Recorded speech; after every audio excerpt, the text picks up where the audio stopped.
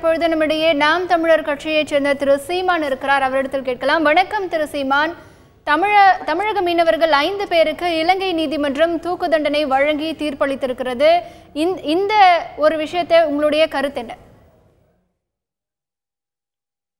இல்ல, இதுவரைக்கும் துப்பாக்கி வச்சு சுட்டு கொண்டுகிட்டு இருந்துச்சு. இப்ப நீதிமன்ற தண்டனைங்கிற பேர்ல இப்ப கொலை செய்யுது.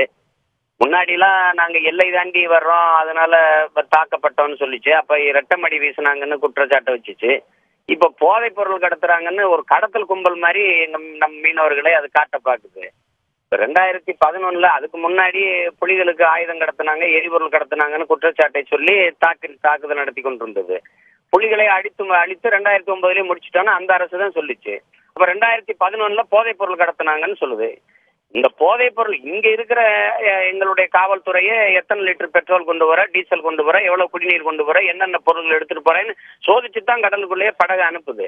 அப்ப இதுல எங்க போதைப் பொருள் இருந்துச்சு? அந்த போதைப் பொருளை கடத்திட்டு போய் யாருக்கு வித்தாங்க? அதை யாருக்கு வித்தாங்க? நடுக்கடலை வேற நாட்டுக்காரங்க வாங்கிட்டு போயிட்டானா இலங்கைக்குள்ள இருக்கிற சிங்களர்களுக்கு தானே வித்திருக்கணும். அந்த வாங்கின சிங்களன்ல எத்தனை பேரை கைது செஞ்சிருக்கு இலங்கை அரசு? இது ஒரு பொய் குற்றச்சாட்டை போட்டு எமது மீனவர்களுக்கு இது ஒரு அச்சுறுத்துறதுக்கான ஒரு தண்டனை தான் இது.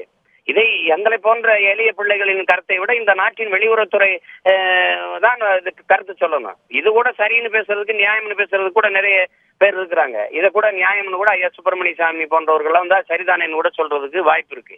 இந்த மாதிரி செயலை தொடர்ச்சியா ராஜபக்சே செய்யறதுக்காக தான் அவருக்கு பாரத ரத்னா விருது கொடுக்கணும்னு அவங்க முன்மொழிகிறாங்க. இந்த தண்டனையை நாங்க ஒரு கேளிக்கையா வேடிக்கையா தான் பாக்குறோம். இதை இலங்கை அரசு ஒருபோதும் நிறைவேற்ற முடியாது. நிறைவேற்றினா வீணான பின்விளைவுகளை எதிர்கொள்ள வேண்டிய தேவை வரும்.